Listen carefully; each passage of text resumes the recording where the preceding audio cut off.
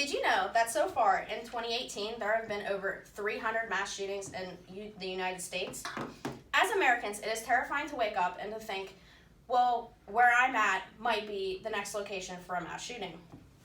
As a criminal justice major, events such as mass shootings interest me and fascinate me because it makes me wonder why people would do such a bad thing. Americans need to understand what mass shootings really are, how to stay safe if you are in the center of one, and how to prevent mass shootings from happening. Today, I will be discussing what mass shootings are, how to be safe, and how to prevent mass shootings from happening in the near future. First, we all need to understand what mass shootings really are. There really isn't a clear definition of what makes up a mass shooting, so the closest definition that I found, according to RAND.org, is someone or a group of people killing 4 or more individuals with 1 or more firearms. Mass shootings are extremely on trend now in the United States. According to RAND.org, in 2014, the FBI released a study showing that active shooting incidents increased an average rate of 16% between 2010 and 2013. According to AliceTraining.com, an active shooter is an individual actively engaging in killing or attempting to kill people in a confined or populated area. And it makes it interesting because active shooters really don't have a specific target unless their specific target is like at the place where they're going to conduct the mass shooting. And it makes it very scary because they could kill someone's grandmother or someone's child. Most mass shootings are conducted by at least one individual or more. And what I found interesting was men are the most common sex to conduct mass shootings. Statistica.com reported that 60 out of 106 mass shootings between 1982 and 2018 were conducted by white males. An example of one individual in a mass shooting would be the Las Vegas shooting that has just recently happened over the past 5 years. The individual was Stephen Paddock, and he killed 59 individuals and he injured 851. And it was kind of at a outside concert, which was even scarier because he was at a building farther away and used rifles. Another example would be the Columbine High School massacre, which was conducted by Klebold and Harris. They killed 15 people, and that included themselves as well, which can be an example of someone who is more than one person conducting a mass shooting. Mental illness or some type of violence that have occurred in someone's life that conducted the mass shooting is for a high rate for mass shootings. Those individuals really never sought out help, and according to Dr. Michael Stone, who was a New York forensic psychiatrist, he found that about half of the 200 mass murderers he had studied had no clear evidence of mental illness before the attacks. And also with the same sample group, about 1/4 displayed signs of depression and psychopathy. The most common location for mass shootings would be any type of public area. What I found interesting was 1/4 of mass shootings occurred in schools, while the other 75% actually occurred in public areas such as like parks or concerts or things of that nature. Communities have experienced mass shootings were astoundingly the middle class, which is kind of outrageous in my opinion, because you would think people would go after people who are making more money than them. But I found that on citylab.com, and they wrote that the lower class is kind of like the less affected by mass shootings. Now that we've discussed what mass shootings are, now we can delve into the idea of safety if you're ever in the center of one. Safety if involved in a mass shooting is very important.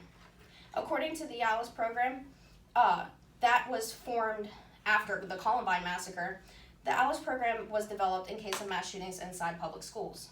And it stands for Alert, Lockdown, Inform, Counter, and Evacuate. And that kind of helps people attempt to stay safe, at least in a mass shooting.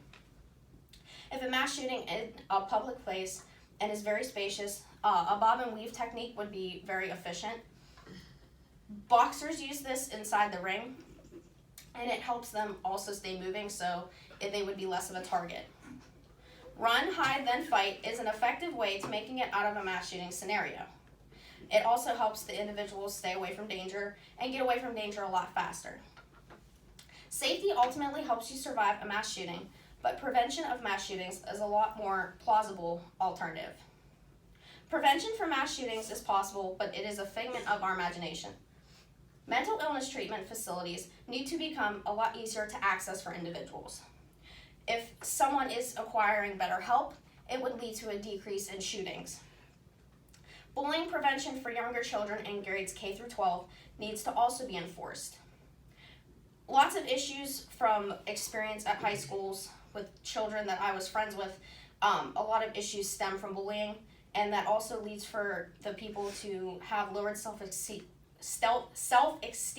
and confidence, and that makes the person angry at the world, which can ultimately lead into a mass shooting.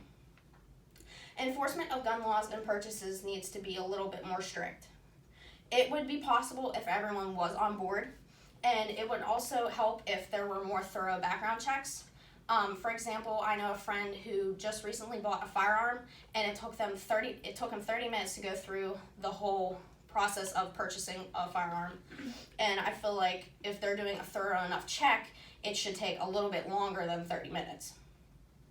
And also, no weapon purchases from those who have a family member that has a mental illness shouldn't be in their homes, because I feel like if it is, they have a higher chance of taking that weapon and using it. Mass shootings are becoming a massive issue on the rise in the United States. Gun laws, mental illness, bullying of all kinds, and just the mentality of Americans instigates possible mass shootings. The ways us as Americans help to resolve this issue is unimaginable if we all work together. It's very sad that our country is suffering from mass shootings being on the rise. Hopefully us in this room can be able to band together to stop mass shootings from ever happening again. Take my tips highlighted in my presentation to help prevent any more mass shootings in our country. Thank you for your time. Do any of you have any questions? Yes. Okay, so in there you mentioned that your friend got a firearm and it took him 30 minutes to get checked for, cleared for one. Mm-hmm. I'm an education major and it takes 6 weeks to get our background check back. Why do you think that is? I feel like Do you think it's not as thorough? It's definitely not. I feel like they just check to see if the individual has any type of criminal activity, like background history. And I feel like that isn't right, because someone might have a mental illness and they might purchase a gun, and I feel like also when they do purchase the gun, they'll use it for malicious reasons. Like, I know most people who have mental illness don't use them for that reason, but it could heighten the idea of someone conducting something so drastic like that. So I do feel like that they should make it at least more the length than for an education major for background checks. People? Yes, I feel like that should be a little bit more enforced, but with the way our country is, I feel like it should, but with the right people it might. So I hope that answered your question. Any other questions? Okay, thank you for your time and have a lovely day.